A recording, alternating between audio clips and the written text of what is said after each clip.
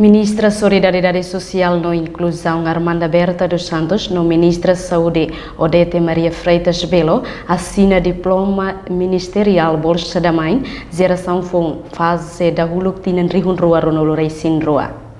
Cerimônia assinatura ne halau e salão MSSI Kaikoli Dili, terça-feira lorong hitu fulan junho tinan rihun rua ronolo reisin rua. Assina diploma ministerial Bolsa da Mãe geração tinan rihun rua ronolo reisin rua, fase da huluknya se conjunta ba município Ainaro, Bobonaro, no região administrativo especial Ecosiambenu. Ministra Solidariedade Social no Inclusão Armanda Berta dos Santos, e a entrevista HTT precisa halo diploma ministerial, onde assegura a implementação a tunune ida hatene niknar.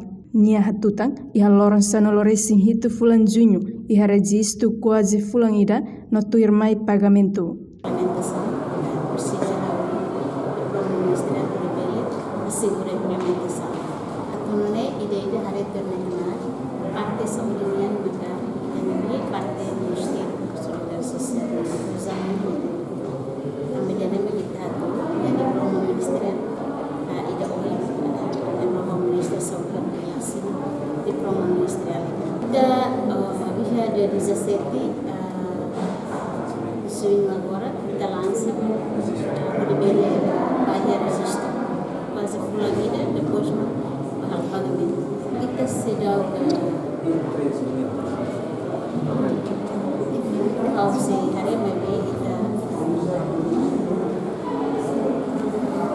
para berbeda kalau registro kita langsung kita primeiro quase full vida depois berbeda pagamento. Cada inan isin rua hetang $1 americano senoloresin 5 to fulansia. Hafoin labarik moris se hetang $1 americano ruanolo, cada fulang husi idade 0 to tinaneng. Bain hira labarik ida moris mai ho deficiente se aumenta $10 americano, ka total $1 americano tolunolo. Reportagem Celestina Falo, Ana Rosário, Televisão Timor Post.